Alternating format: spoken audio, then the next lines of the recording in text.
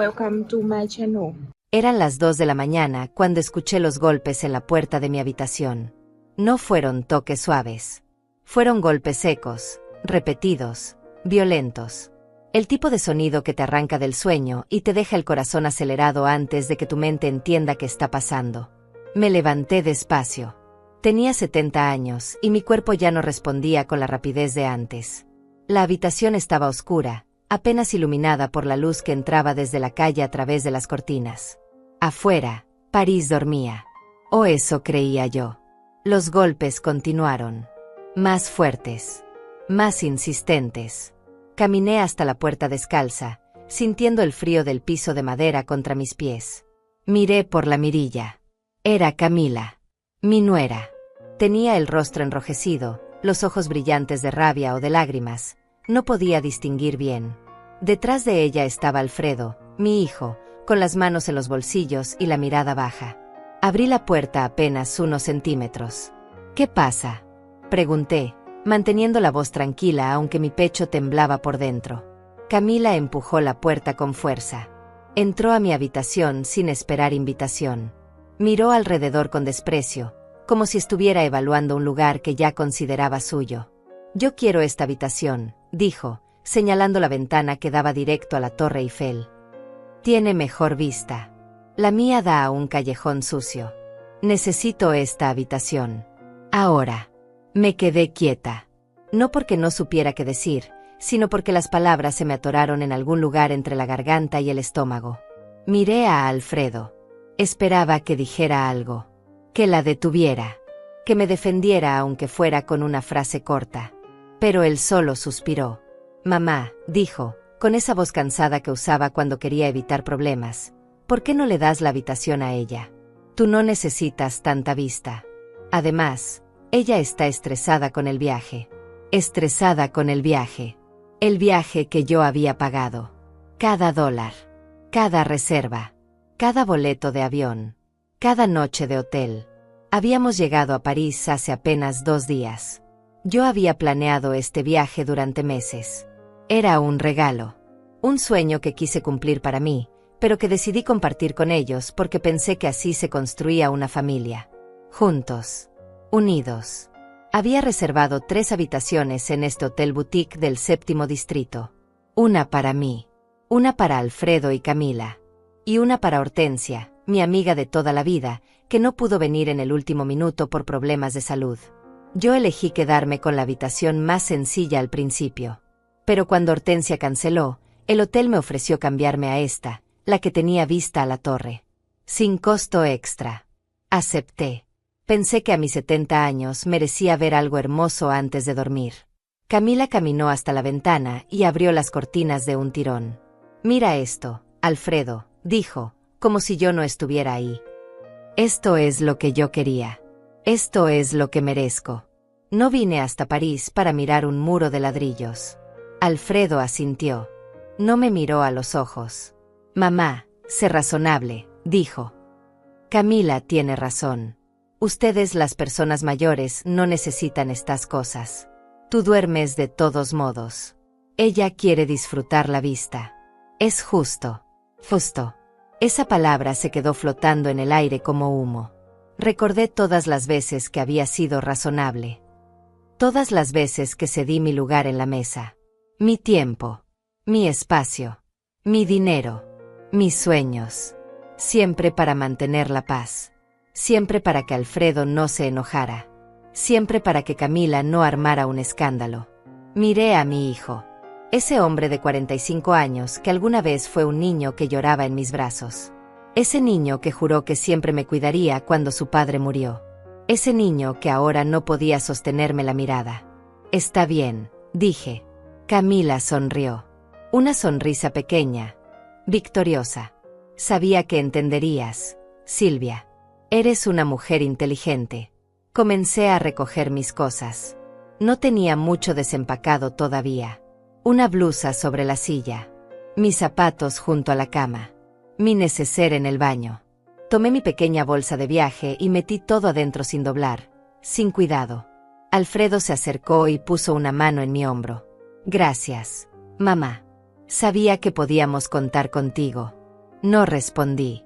Solo seguí guardando mis cosas. Camila ya estaba probando la cama, tocando las sábanas, abriendo el armario. Mañana vamos a desayunar a las 9, dijo, sin mirarme. No llegues tarde. Odio esperar. Cerré mi bolsa. La colgué en mi hombro. Salí de la habitación sin decir una palabra.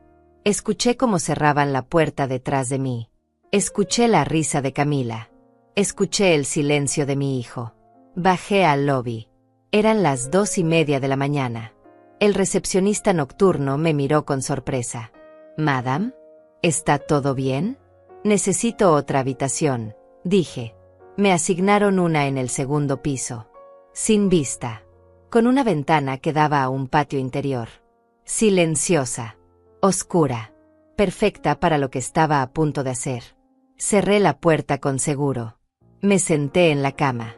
Saqué mi teléfono del bolso. Y comencé a marcar números.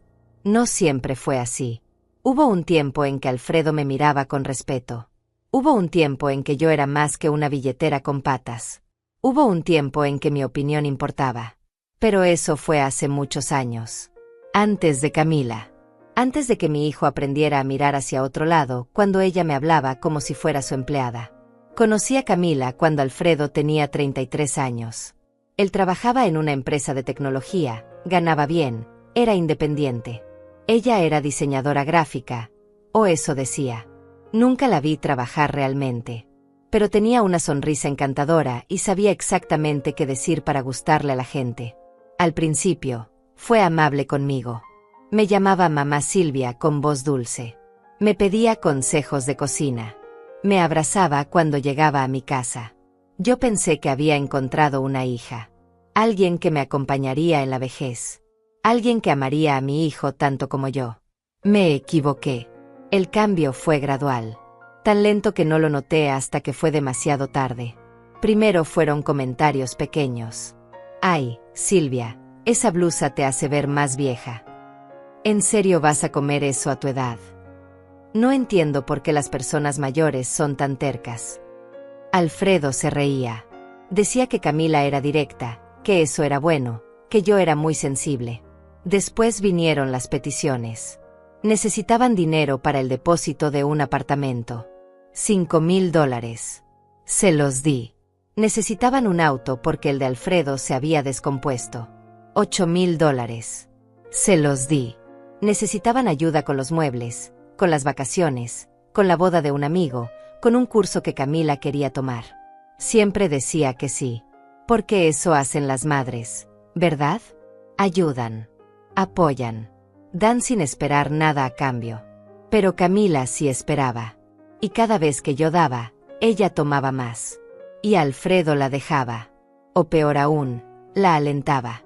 Recordé la Navidad pasada.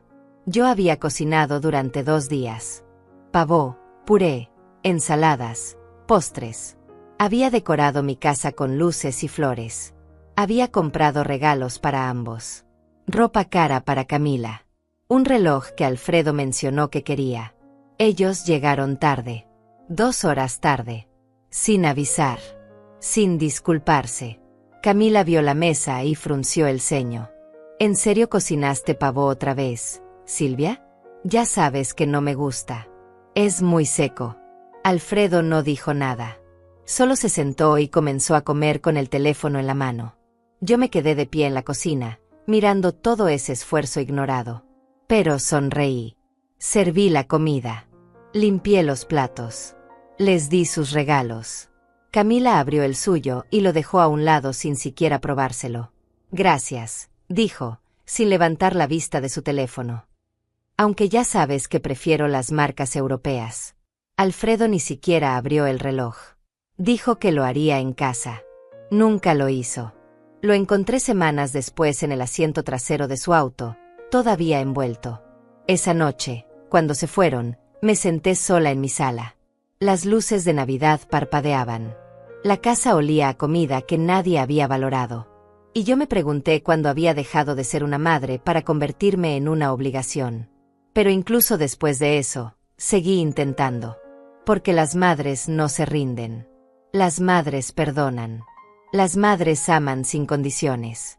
Hasta que llega un momento en que el amor sin condiciones se convierte en abuso con permiso. Este viaje a Europa había sido mi último intento. Mi última ofrenda. Gasté casi $15,000 en planificarlo. Boletos de avión en clase turista premium. Hoteles bien ubicados. Reservas en restaurantes. Entradas a museos.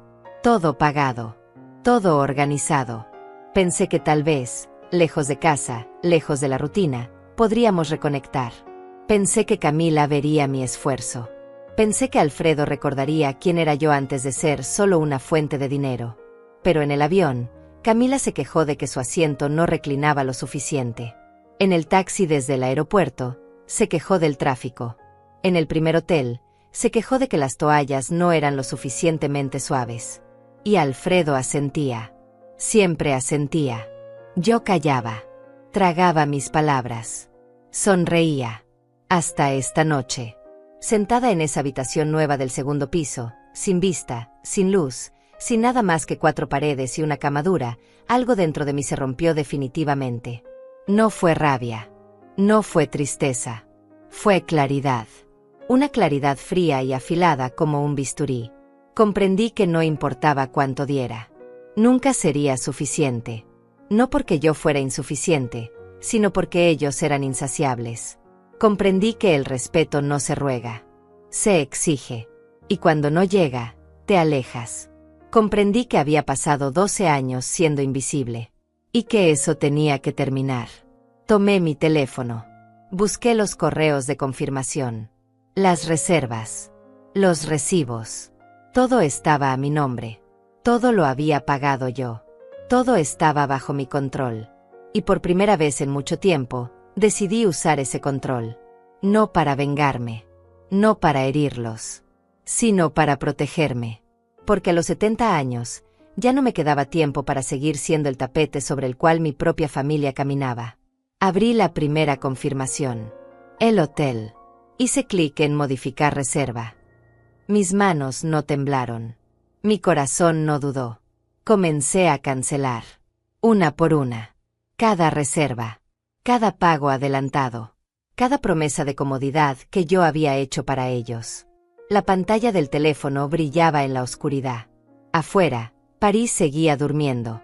Pero yo estaba más despierta que nunca. La primera llamada fue al banco. Eran las 3 de la mañana en París, pero en mi país eran las 10 de la noche.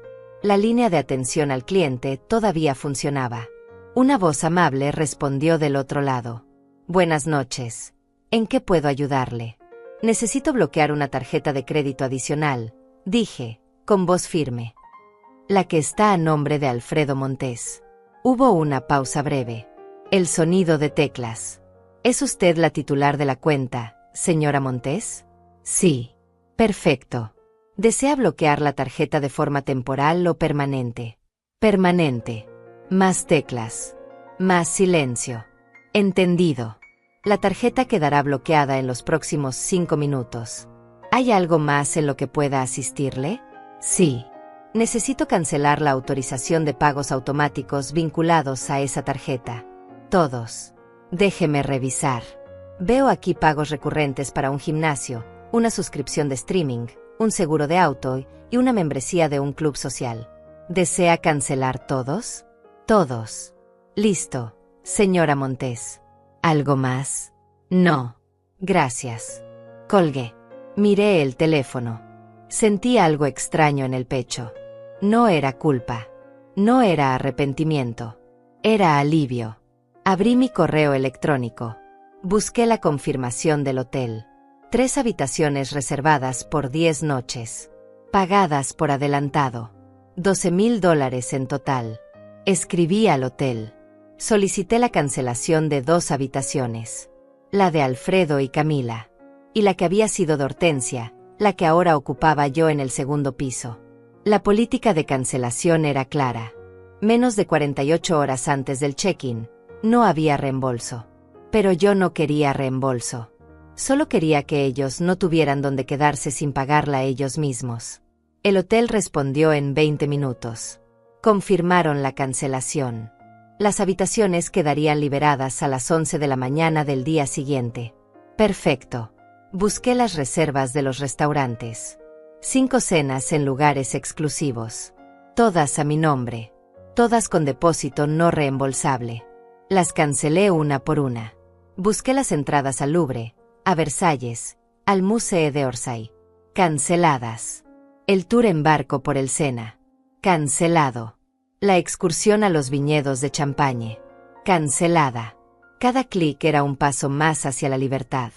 Cada confirmación de cancelación era una puerta que se cerraba detrás de mí. No sentía rabia. Sentía control. Por primera vez en 12 años, yo estaba tomando decisiones.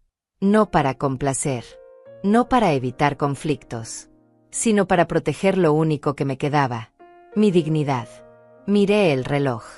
Eran las 4 de la mañana. Busqué vuelos de regreso. Solo para mí. No quería quedarme en París viendo cómo Camila disfrutaba de una ciudad que yo había pagado. No quería seguir fingiendo que éramos una familia feliz. Encontré un vuelo directo que salía a las 2 de la tarde. Un asiento de ventanilla. Clase económica. No me importaba. Solo quería irme. Lo compré. $450. Mi dinero. Mi decisión. Después llamé al banco nuevamente. Esta vez para algo diferente. Necesito solicitar un informe de movimientos de los últimos 5 años, dije. ¿De qué cuenta, señora Montes? De la cuenta principal. La que está vinculada a la tarjeta adicional de Alfredo Montes. ¿Desea el informe en formato digital o impreso? Digital. Envíenlo a mi correo. Perfecto. Lo recibirá en las próximas 24 horas. Colgué. Sabía lo que iba a encontrar en ese informe. Años de pagos. Años de transferencias. Años de darle dinero a mi hijo para que él y su esposa vivieran una vida cómoda mientras yo vivía con lo mínimo. No lo necesitaba para convencerme de que estaba haciendo lo correcto. Lo necesitaba como evidencia. Por si acaso. Por si algún día Alfredo decidiera reclamar algo. Por si algún día Camila intentara pintarme como la villana. Porque yo sabía cómo funcionaban las historias. La madre siempre es la mala. La madre siempre es la exagerada. La madre siempre es la que no entiende.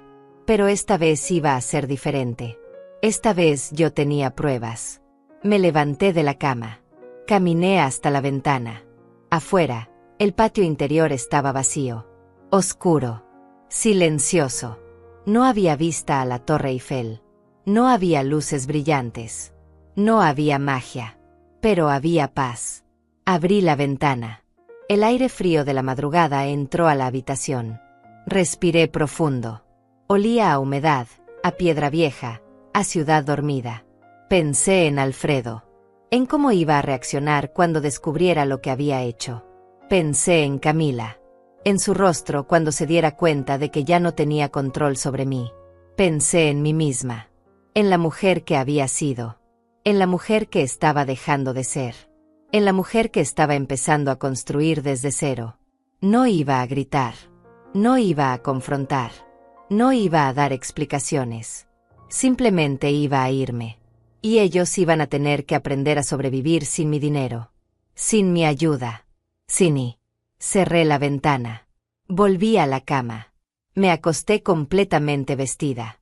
No tenía sueño. Pero tenía claridad. Y eso era más valioso que cualquier hora de descanso. Tomé mi teléfono una última vez. Escribí un mensaje. No para Alfredo. No para Camila. Sino para Hortensia, mi amiga que no había podido venir al viaje. Hortensia, te voy a contar algo cuando regrese. Algo que debí hacer hace mucho tiempo. Gracias por siempre creer en mí, incluso cuando yo dejé de creer en mí misma. Ella respondió casi de inmediato. Siempre fue una mujer de sueño ligero. Silvia, ¿estás bien? Me preocupas. Estoy mejor que nunca. Te veo pronto. Dejé el teléfono en la mesa de noche. Cerré los ojos. Y por primera vez en muchos años, no soñé con complacer a nadie. Soñé con libertad. Soñé con silencio. Soñé con una vida donde mi valor no dependiera de cuánto podía dar, sino de cuánto podía respetarme a mí misma. Afuera, París comenzaba a despertar. Los primeros ruidos de la ciudad. Los primeros pájaros. La primera luz del amanecer colándose entre las rendijas de la ventana. Yo también estaba despertando. Pero no del sueño. Despertaba de años de sumisión. Y no había vuelta atrás. A las 6 de la mañana me levanté. No había dormido realmente, pero mi cuerpo sabía que era hora de moverse. Me duché con agua tibia. Me vestí con ropa cómoda. Pantalones oscuros, una blusa sencilla, zapatos prácticos. Recogí mi cabello en una cola baja. Me miré al espejo. La mujer que me devolvió la mirada era diferente. Tenía los mismos ojos cansados. Las mismas arrugas alrededor de la boca. Pero había algo nuevo en su expresión. Algo que no había visto en años. Determinación. Bajé al lobby con mi equipaje. Era poco. Siempre viajaba ligera. Una maleta pequeña con ruedas. Un bolso de mano.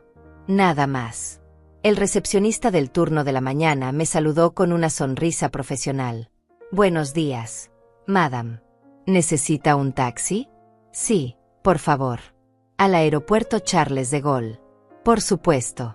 ¿Ya hizo el checkout? Todavía no. Pero necesito hablar con el gerente antes de irme. La sonrisa del recepcionista vaciló apenas un segundo. ¿Hay algún problema con su estadía? No. Solo necesito aclarar un asunto sobre las otras reservas a mi nombre. Entiendo. Déjeme llamarlo. Esperé de pie, con mi equipaje a mi lado. El lobby estaba casi vacío. Una pareja mayor desayunaba en silencio junto a la ventana. Un hombre de negocios leía el periódico en un sillón. La vida seguía como siempre. El gerente apareció en 5 minutos. Era un hombre de unos 50 años, elegante, con acento francés marcado. Madame Montes. Buenos días. ¿En qué puedo ayudarle? Ayer por la noche solicité la cancelación de 2 habitaciones. Necesito confirmar que esas habitaciones ya no están disponibles para los otros huéspedes que venían conmigo. El gerente asintió y revisó algo en su tablet. Así es. Las habitaciones 305 y 212 fueron canceladas a las 3:15 de la madrugada. Según nuestra política, sin reembolso. ¿Desea proceder con algún cambio adicional? No. Solo quería confirmar. ¿A qué hora deben desocupar la habitación que actualmente están usando? Checkout es a las 11 de la mañana, madame. Perfecto. Gracias. ¿Algo más en lo que pueda asistirle? Sí. Si los huéspedes de la habitación 401 intentan extender su estadía o hacer cargos a mi nombre, por favor infórmeles que ya no tengo ninguna relación financiera con ellos. Todo debe ser pagado directamente por ellos. El gerente me miró con una mezcla de curiosidad y profesionalismo. Entendido, madame. Tomaré nota de ello. Gracias. Hice el checkout de mi habitación. Pagué lo que correspondía solo a mi estadía de una noche en el segundo piso. $120. Mi dinero. Mi cuenta. Mi control. El taxi llegó 10 minutos después. El conductor cargó mi equipaje en el maletero. Me senté en el asiento trasero. Miré el hotel por última vez a través de la ventana. En algún lugar de ese edificio, Alfredo y Camila todavía dormían. En la habitación que me habían quitado. Con la vista que habían exigido. Sin saber que en pocas horas su pequeño paraíso pagado se iba a derrumbar. El taxi arrancó. París pasaba por la ventana. Calles mojadas por la lluvia de la madrugada. Cafés abriendo sus puertas. Gente caminando con prisa hacia el metro. Una ciudad que no me conocía. Una ciudad que no me juzgaba. Llegamos al aeropuerto a las 7:30. Hice el check-in. Pasé seguridad. Compré un café en una tienda del área de embarque. Me senté en una silla cerca de la puerta de salida. Saqué mi teléfono. Tenía 3 mensajes de Alfredo. Todos enviados en la última media hora. Mamá, ¿dónde estás? No contestas el teléfono de la habitación. Camila quiere saber si vas a desayunar con nosotros. Por favor, responde. Nos preocupamos. No respondí. Tomé un sorbo de café. Estaba amargo, como siempre en los aeropuertos. Pero lo bebí de todos modos. Llegó otro mensaje. Esta vez de Camila. Silvia, Alfredo está preocupado. Al menos avisa dónde estás. Es de mala educación desaparecer así. Mala educación. Esa mujer que había forzado la puerta de mi habitación a las 2 de la mañana me hablaba de educación. Bloqueé su número. Después bloqueé el de Alfredo. No porque odiara a mi hijo, sino porque necesitaba silencio. Necesitaba espacio. Necesitaba tiempo para reconstruirme sin su voz en mi cabeza, pidiéndome que fuera razonable. Miré alrededor. Familias con niños pequeños. Parejas jóvenes tomadas de la mano. Ejecutivos revisando laptops. Todos con destinos.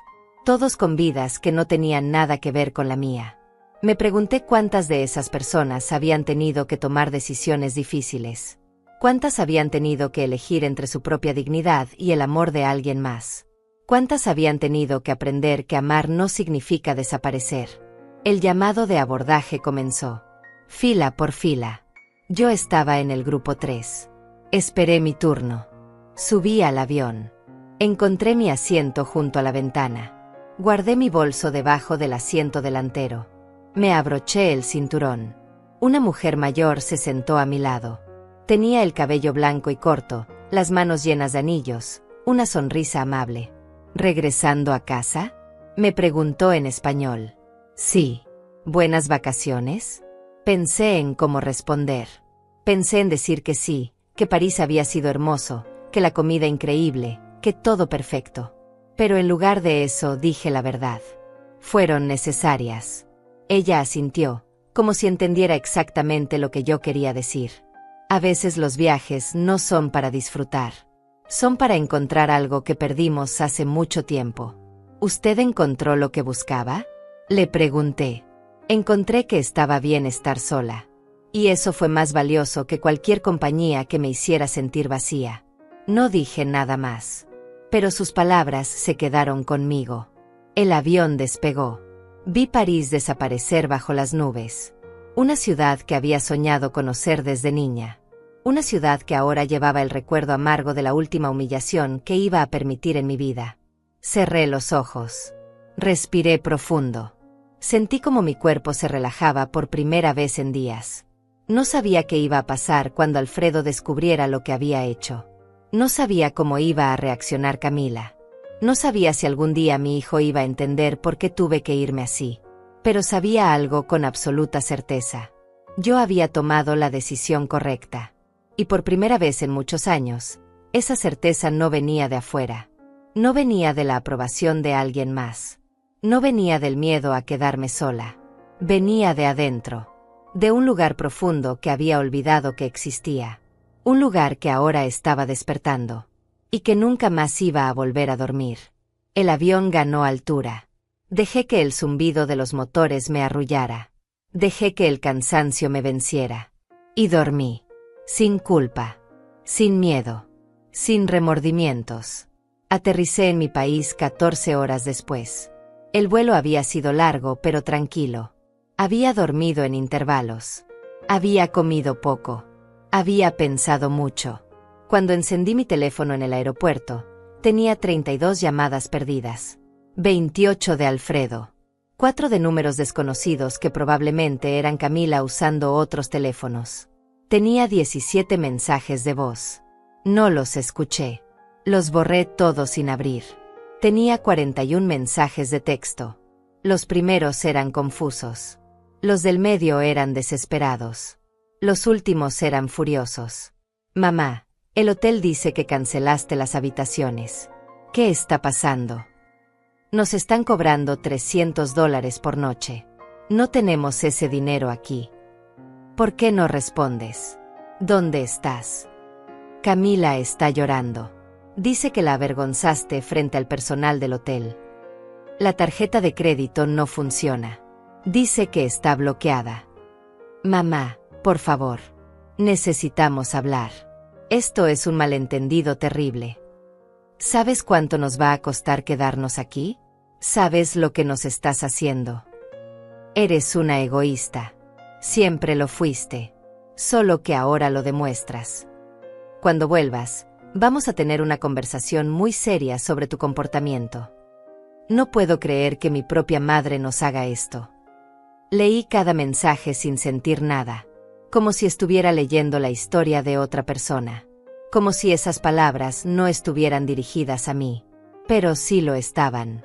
Y lo único que sentía era alivio de no estar ahí para escucharlas en voz alta. Tomé un taxi a mi casa. Era un apartamento pequeño en un barrio tranquilo. 2 habitaciones. Una cocina modesta. Una sala con muebles viejos pero cómodos. Había vivido ahí durante 15 años. Desde que vendí la casa grande después de que mi esposo muriera. Alfredo siempre me decía que debía mudarme a algo más moderno. Más cerca de ellos. Camila sugería que vendiera y les diera el dinero para comprar una casa más grande donde yo pudiera tener mi propio espacio con ellos. Nunca lo hice. Algo dentro de mí se resistía. Ahora entendía por qué. Este lugar era mío. Solo mío. Nadie podía entrar sin permiso. Nadie podía exigir nada aquí. Dejé mi equipaje en la entrada. Me quité los zapatos. Caminé descalza hasta la cocina. Preparé té. Me senté en el sofá con la taza caliente entre las manos. Mi teléfono sonó. Alfredo otra vez. No contesté. Sonó de nuevo. Y de nuevo. Y de nuevo. Finalmente lo apagué. El silencio que siguió fue absoluto. Hermoso. Necesario. Bebí mi té despacio. Miré por la ventana. El sol de la tarde entraba tibio. Podía escuchar a los niños jugando en el parque cercano. Podía escuchar el viento moviendo las hojas de los árboles. Sonidos normales. Vida normal. Algo que no había tenido en mucho tiempo. Al día siguiente, fui al banco. Pedí hablar con mi asesora financiera. Se llamaba Alma. Era una mujer joven, eficiente, siempre amable. Señora Montes, qué gusto verla. ¿En qué puedo ayudarle? Necesito cerrar la tarjeta adicional de forma definitiva. Y necesito cambiar los beneficiarios de mi cuenta. Alma asintió y abrió mi expediente en su computadora. Entiendo. ¿Desea abrir una nueva cuenta o mantenerla actual? Mantenerla actual. Solo quiero asegurarme de que nadie más tenga acceso a ella. Perfecto. ¿Y los nuevos beneficiarios? Todavía no los tengo definidos. Por ahora, déjelos sin beneficiarios. Como usted prefiera. ¿Algo más? Sí. Quiero ver el historial completo de transacciones de los últimos 5 años. Todas las transferencias, todos los pagos, todo. Alma tecleó en su computadora. Su expresión se mantuvo neutral, pero vi cómo sus cejas se elevaban ligeramente mientras revisaba. Son bastantes movimientos, señora Montes. Lo sé. ¿Desea un reporte impreso o digital? Ambos. Me entregó el reporte digital en mi correo. El impreso estaría listo al día siguiente.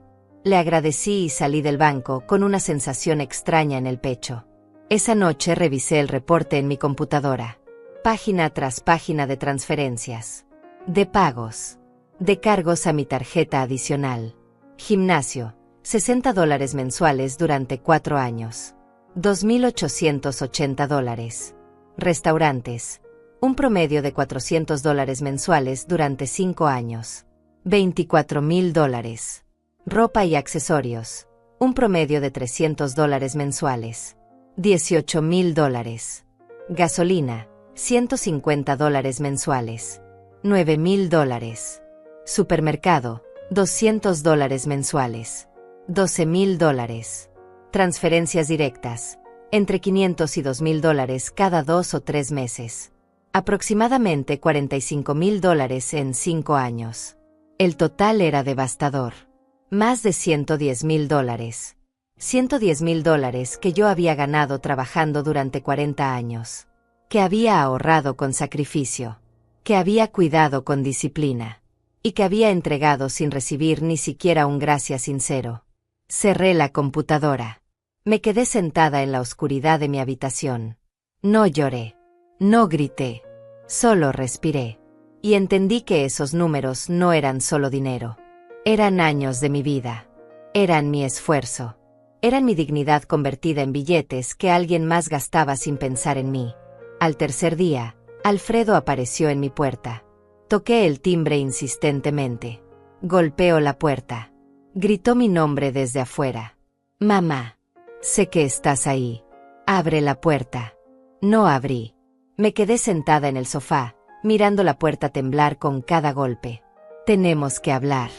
No puedes hacer esto. Nos dejaste varados en París. Silencio de mi parte.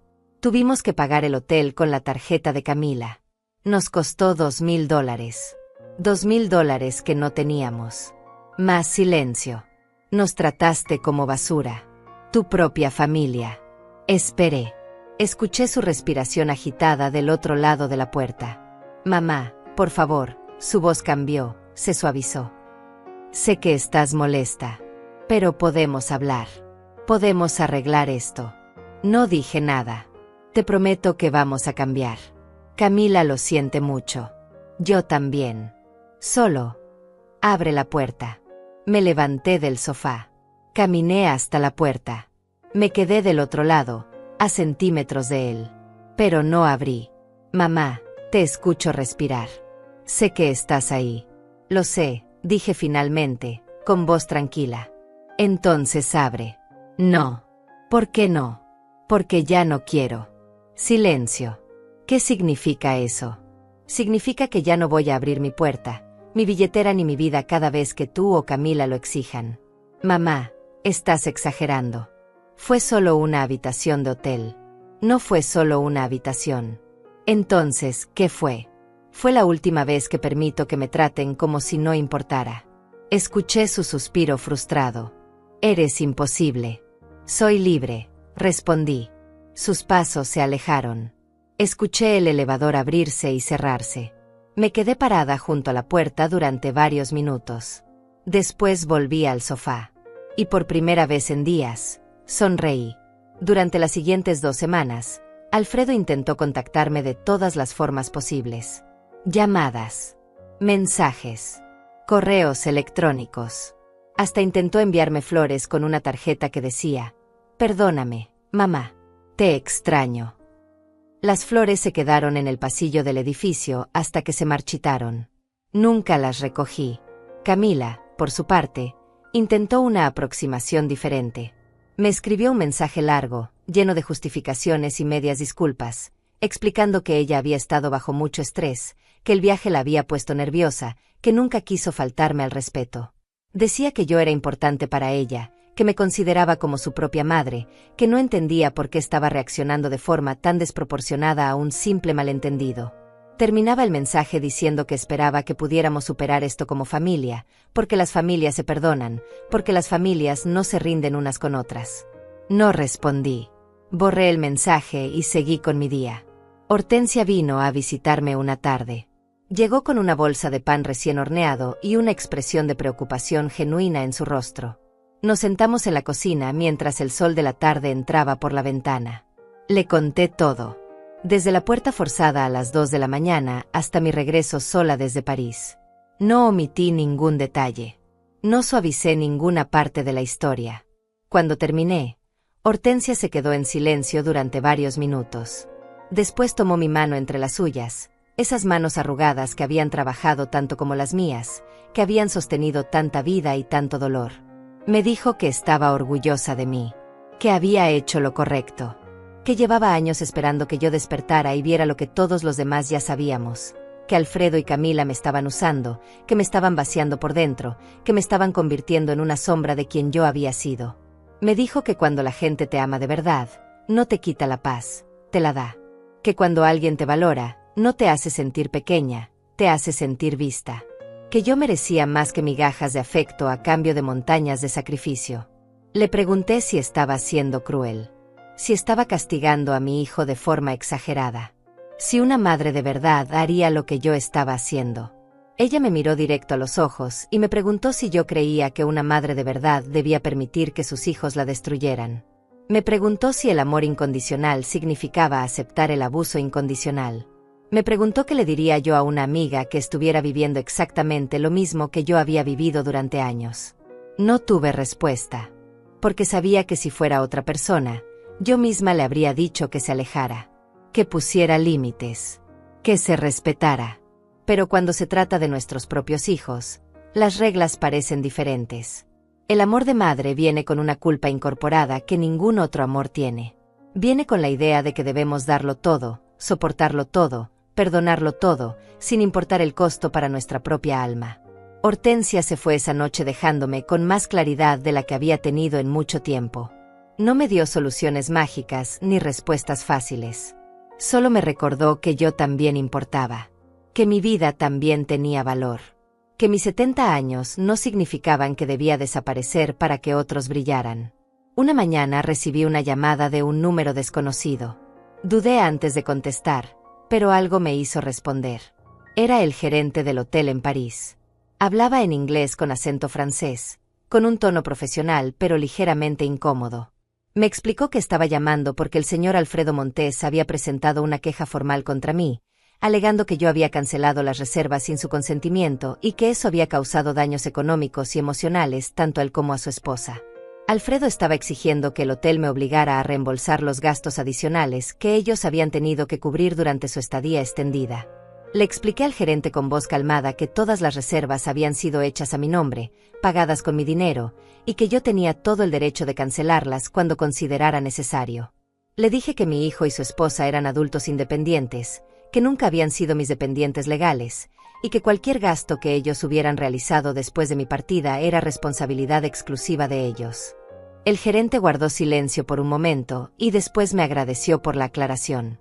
Me dijo que la queja de Alfredo no procedería, que el hotel no tenía ninguna base legal para involucrarse en asuntos familiares, y que lamentaba haberme molestado con esta llamada. Antes de colgar, añadió algo que no esperaba. Me dijo que en sus 20 años trabajando en la industria hotelera había visto muchas situaciones familiares complicadas, y que a veces la decisión más difícil es también la más necesaria. Colgué el teléfono y me quedé mirando la pared. Alfredo había intentado usar al hotel contra mí. Había intentado avergonzarme públicamente. Había intentado obligarme a pagar por su comodidad incluso después de todo lo que había pasado. Y yo ya no sentía tristeza por eso. Sentía confirmación. Confirmación de que había tomado la decisión correcta. 2 días después llegó una carta certificada a mi puerta. Era de un abogado. El abogado de Alfredo y Camila. La carta era formal, fría, llena de términos legales que intentaban sonar amenazantes. Decía que mis acciones habían constituido abandono familiar, negligencia emocional y daño patrimonial. Exigían una compensación de $5,000 por los gastos incurridos durante el viaje, más una disculpa pública, más la restauración inmediata de la tarjeta de crédito adicional y los privilegios financieros que ellos consideraban parte de su derecho como familia. Leí la carta 3 veces. Cada palabra, cada amenaza velada, cada intento de hacerme sentir culpable. Después la guardé en una carpeta junto con todos los recibos del viaje, junto con el informe bancario de los últimos 5 años, junto con cada mensaje de texto y cada correo electrónico que demostraba el patrón de abuso financiero y emocional que había durado más de una década. Y llamé a mi propio abogado. Mi abogado se llamaba Vicente Tierra. Era un hombre de 62 años, con 35 años de experiencia en derecho familiar y patrimonial. Lo había conocido años atrás, cuando tramité el testamento de mi esposo. Era serio, meticuloso, y tenía esa manera de hablar que te hacía sentir que todo iba a estar bien, no porque te mintiera, sino porque sabía exactamente qué hacer. Nos reunimos en su oficina un martes por la mañana. Llevé conmigo toda la documentación. Los extractos bancarios. Los recibos del viaje a París. Las confirmaciones de cancelación del hotel. Los mensajes de texto. Los correos electrónicos. La carta del abogado de Alfredo. Todo estaba organizado en carpetas transparentes, ordenado por fecha, marcado con notas adhesivas de colores. Vicente revisó cada página con atención. No dijo nada durante los primeros 20 minutos. Solo leía, asentía ocasionalmente, tomaba notas en su libreta con letra pequeña y precisa. Cuando terminó, se quitó los lentes, los limpió con un pañuelo y me miró directamente. Me explicó que la carta de amenaza que había recibido no tenía ningún fundamento legal sólido. Me dijo que el concepto de abandono familiar que ellos mencionaban no aplicaba en este caso, porque yo no tenía ninguna obligación legal de mantener económicamente a un hijo adulto de 45 años con ingresos propios. Me explicó que la negligencia emocional era un término tan vago que ningún juez lo tomaría en serio en estas circunstancias. especialmente cuando había evidencia clara de que yo había sido quien financió el viaje completo de forma voluntaria y luego ejercí mi derecho de cancelar reservas que estaban a mi nombre. Me dijo que el daño patrimonial que ellos alegaban era inexistente, porque nunca habían tenido derecho legal sobre mi dinero, y porque todas las transacciones habían sido realizadas con mi consentimiento explícito hasta el momento en que decidí revocar ese consentimiento. Después me preguntó qué quería hacer. Si quería responder a la carta con una simple negativa, si quería ignorarla completamente, o si quería tomar medidas más activas para protegerme de futuras reclamaciones.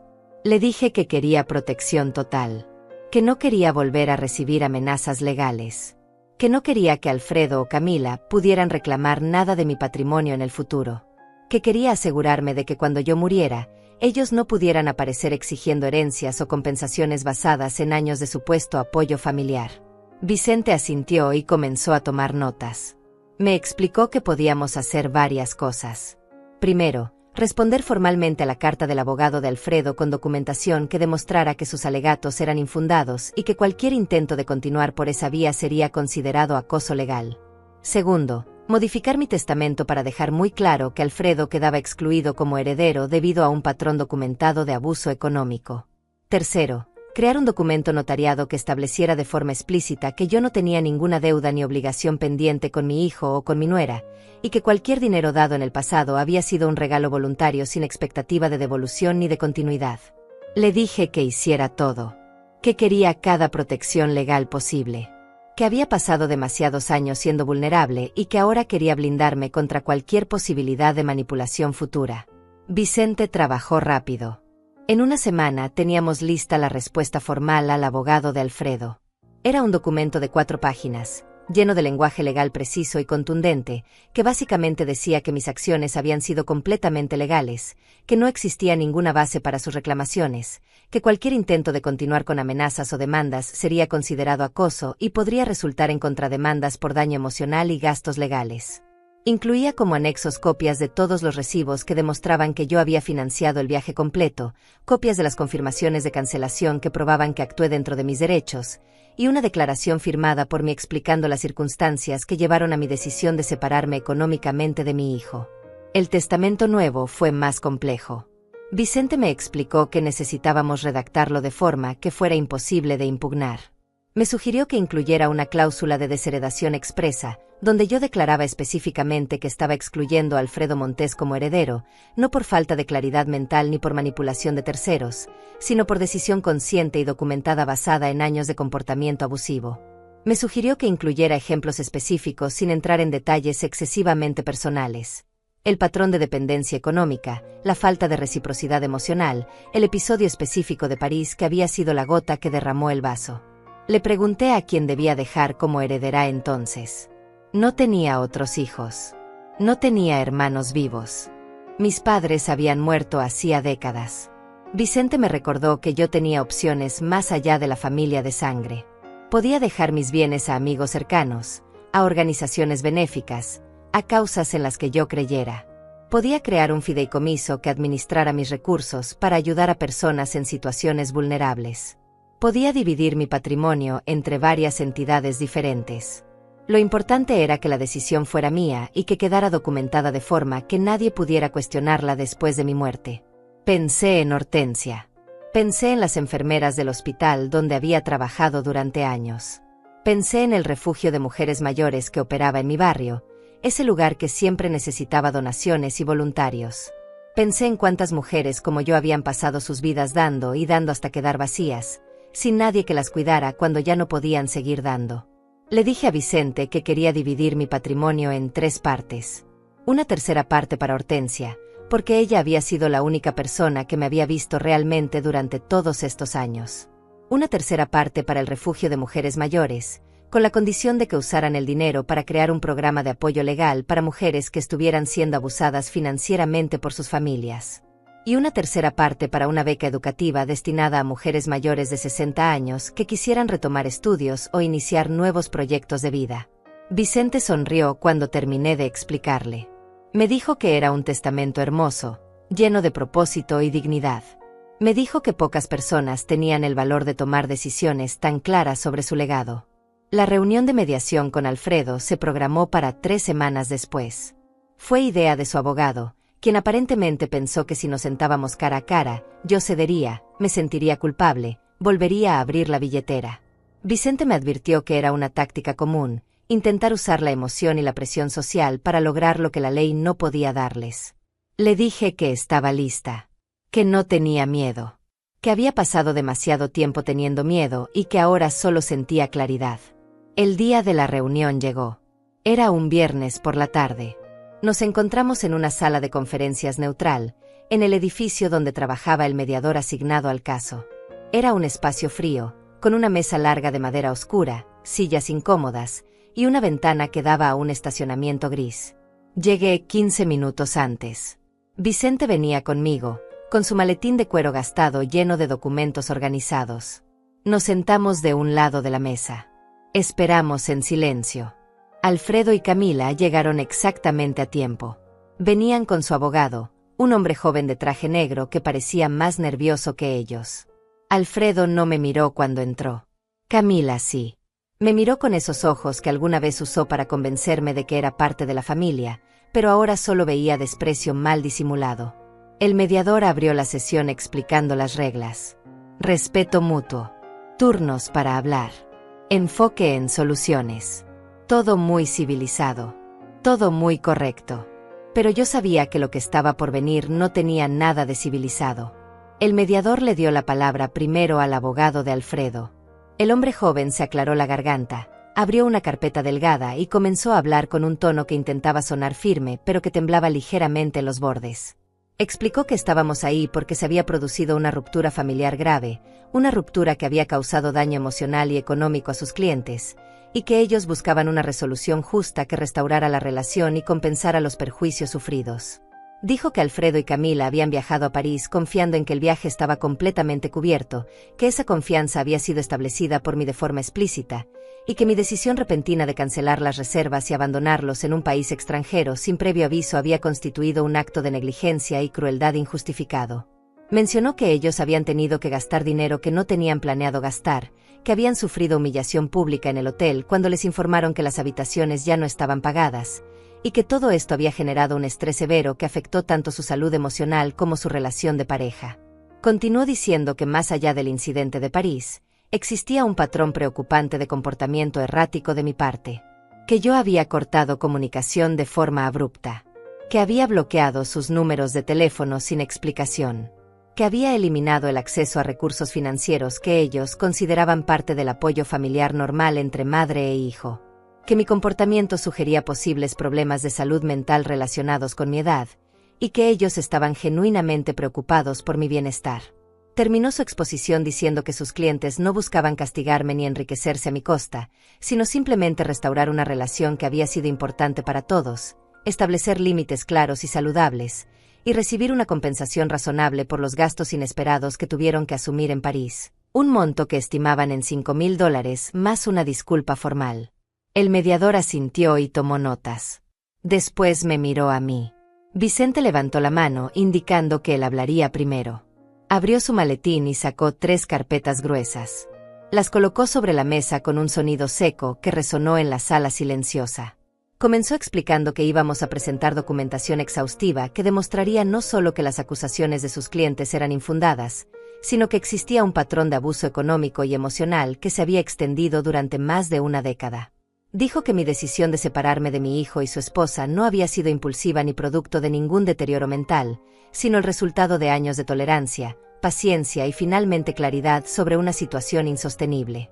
Abrió la primera carpeta y comenzó a mostrar los extractos bancarios. Página por página. Año por año.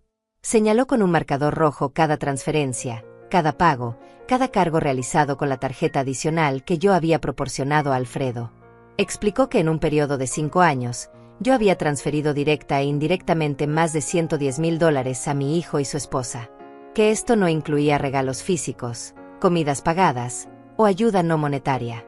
Que esto representaba casi el 40% de mis ahorros totales de toda una vida de trabajo. Mostró los recibos del viaje a París. Cada boleto de avión. Cada noche de hotel. Cada reserva de restaurante. Cada entrada a museo. Todo pagado por mí. Todo a mi nombre. Todo bajo mi responsabilidad legal y financiera. Explicó que yo había ejercido mi derecho legítimo de cancelar servicios que yo misma había contratado y pagado, y que no existía ninguna obligación legal ni moral de mantener esos servicios una vez que decidí que ya no deseaba continuar con el viaje. Abrió la segunda carpeta y mostró los mensajes de texto, los correos electrónicos, la documentación del incidente en París. Leyó en voz alta, con tono neutro pero claro, el mensaje que Camila me había enviado después de forzar la puerta de mi habitación a las 2 de la mañana. Leyó las palabras de Alfredo pidiéndome que fuera razonable, que cediera mi habitación, que no causara problemas. Leyó los mensajes posteriores donde me llamaban egoísta, donde me culpaban por arruinar el viaje, donde me exigían explicaciones como si yo les debiera justificación por cada decisión que tomaba con mi propia vida y mi propio dinero. El rostro de Alfredo se puso rojo.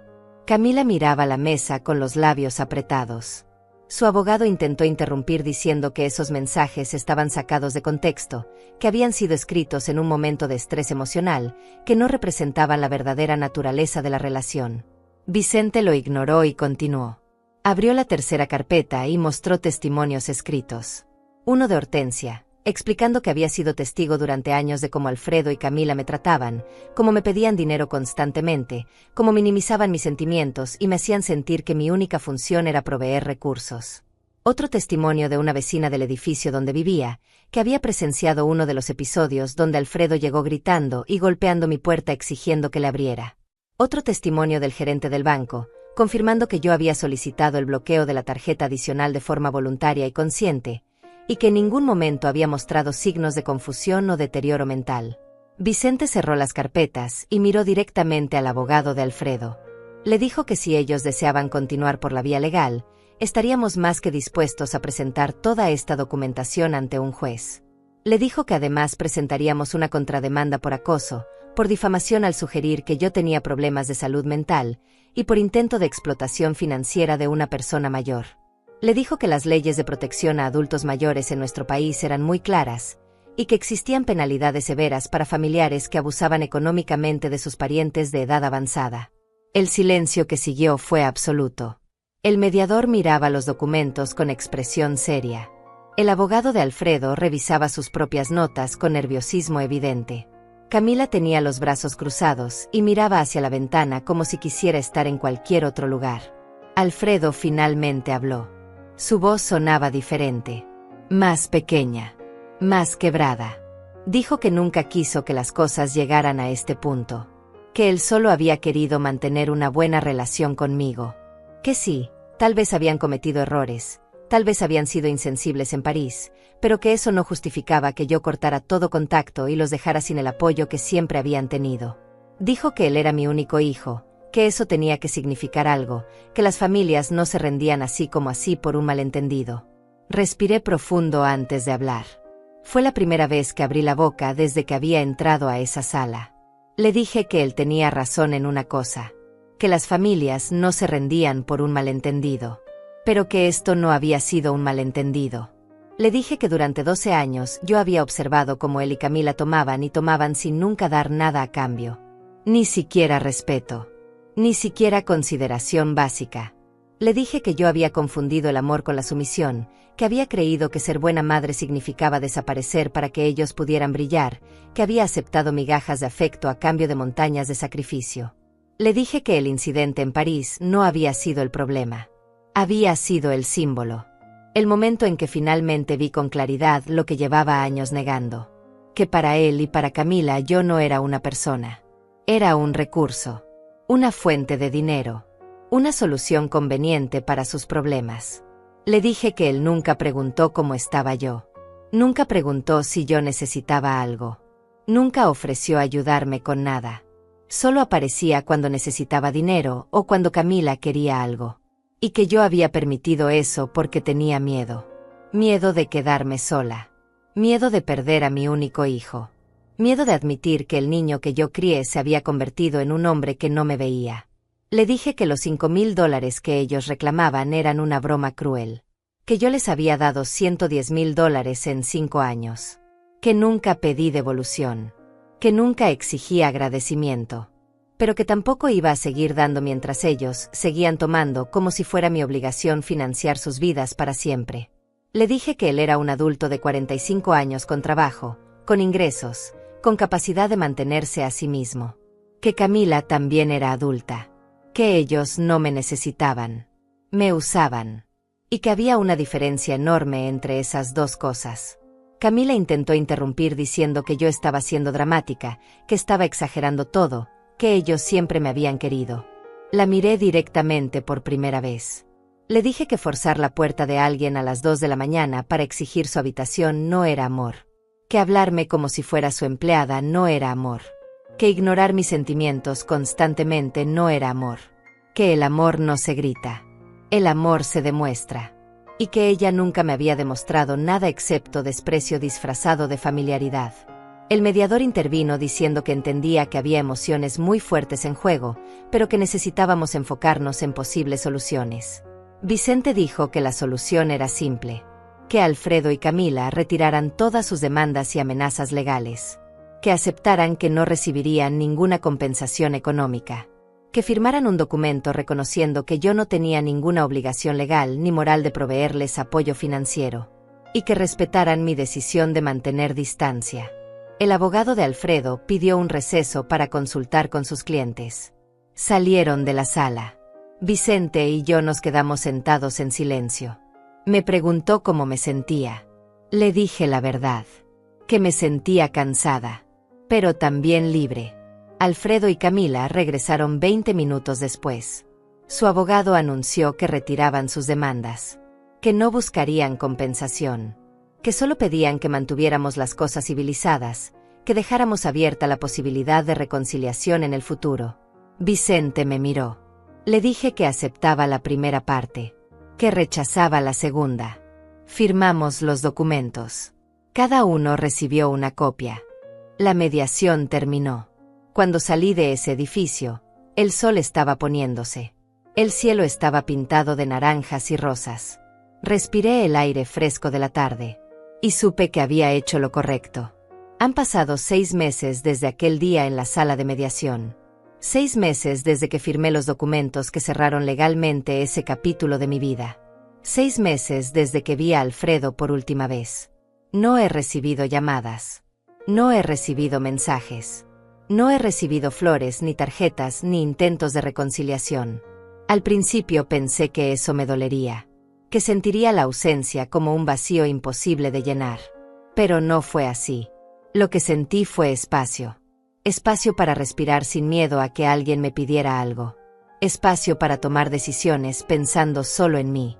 Espacio para recordar quién era yo antes de convertirme en la madre que daba todo y la mujer que no importaba. Mi rutina cambió completamente. Me levanto temprano, no porque tenga obligaciones, sino porque disfruto ver el amanecer desde mi ventana con una taza de té caliente entre las manos. Camino por el parque cercano 3 veces por semana. Me he inscrito en un taller de cerámica en el centro comunitario. Mis manos, que durante años solo sirvieron para dar dinero y firmar cheques, ahora crean cosas. Vasijas imperfectas. Platos desparejos. Cosas que no tienen valor económico, pero que tienen mi esfuerzo, mi tiempo, mi presencia. Hortensia viene a visitarme cada martes. Cocinamos juntas, hablamos de todo y de nada, nos reímos de cosas que solo nosotras entendemos. Me dice que me ve diferente, más ligera, más presente. Me dice que es como si yo hubiera estado durmiendo durante años y finalmente hubiera despertado. Tiene razón. Estuve durmiendo. Durmiendo bajo el peso de expectativas que nunca debí cargar. Durmiendo bajo la ilusión de que el amor de madre significaba desangrarme hasta quedar vacía. Durmiendo bajo el miedo de que si dejaba de dar, dejaría de importar. Pero desperté. Y descubrí que importo precisamente porque dejé de dar a quienes solo sabían tomar. El refugio de mujeres mayores donde destiné parte de mi herencia me invitó a dar una charla. Querían que compartiera mi historia con otras mujeres que estaban pasando por situaciones similares. Al principio dudé. No me consideraba especial. No me consideraba valiente. Solo me consideraba una mujer mayor que finalmente había dicho basta. Pero acepté. Y cuando llegué a ese salón lleno de rostros arrugados, de ojos cansados, de mujeres que habían dado tanto que ya no sabían quiénes eran sin alguien a quien darle, entendí por qué mi historia importaba. Les conté todo. Desde la puerta forzada a las 2 de la mañana hasta la sala de mediación 6 meses atrás. No omití los momentos de duda. No omití las noches en que me pregunté si estaba siendo cruel. No omití el dolor de aceptar que mi hijo me había usado durante años sin verme realmente. Cuando terminé, el silencio fue profundo. Después, una mujer de cabello gris se levantó y comenzó a aplaudir. Otra la siguió. Después otra. Pronto todo el salón estaba de pie, aplaudiendo, algunas llorando, otras sonriendo, todas viendo en mi historia un reflejo de sus propias batallas silenciosas. Una mujer se me acercó después y me abrazó. Me susurró al oído que llevaba 15 años dándole dinero a su hija adulta, que su hija la trataba como cajero automático, que ella tenía miedo de decir que no porque era lo único que las mantenía conectadas. Me preguntó cómo encontré el valor para alejarme. Le dije la verdad. Que no fue valor. Fue supervivencia.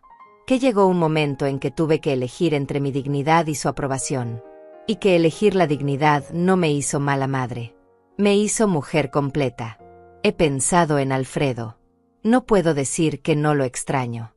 Extraño al niño que fue. Extraño la idea de lo que pudo haber sido nuestra relación. Pero no extraño al hombre en que se convirtió. No extraño la versión de mí misma que él necesitaba que yo fuera para poder seguir usándome. A veces me pregunto si él habrá reflexionado. Si habrá entendido finalmente que lo que perdió no fue una fuente de dinero, sino una madre que lo amaba. Si habrá comprendido que Camila lo llevó por un camino de comodidad que terminó costándole la única familia de sangre que tenía. Pero esas preguntas ya no me quitan el sueño. Porque las respuestas no dependen de mí. Yo hice mi parte. Di amor durante décadas. Di apoyo. Di recursos. Di oportunidades. Di paciencia. Ya no me queda nada que dar. Y está bien. Porque finalmente entendí que mi vida tiene valor incluso cuando no estoy dando nada a nadie. Mi testamento está firmado. Mi patrimonio está protegido. Mis decisiones están documentadas. Cuando yo muera, Hortensia recibirá lo suficiente para vivir sus últimos años con dignidad. El refugio de mujeres mayores tendrá fondos para seguir ayudando a mujeres como yo. Y habrá una beca con mi nombre para mujeres que quieran comenzar de nuevo después de los 60. Alfredo no recibirá nada. Y no porque quiera castigarlo, sino porque ya le di todo lo que tenía. Y él lo gastó sin verme, sin valorarme, sin amarme de la forma en que yo merecía ser amada. Esta mañana desperté con el sol entrando por mi ventana. Preparé mi té. Me senté en el sofá con una manta sobre las piernas. Miré alrededor de mi apartamento pequeño. Los muebles viejos. Las paredes que necesitan pintura. La vida sencilla que construí con mis propias manos. Y sonreí. Porque esta vida es mía. Nadie me la quitó. Nadie me la exigió. Nadie me hizo sentir que no era suficiente. Tengo 70 años. No sé cuántos me quedan. Pero sé que cada día que me queda será vivido en mis propios términos. No como la madre que daba todo, sino como la mujer que finalmente aprendió que quedarse no siempre es amor. A veces, irse es el acto más valiente. Y cerrar la puerta, el acto más digno. Mi puerta tiene cerradura nueva. Nadie entra sin mi permiso. Y eso, finalmente, es paz.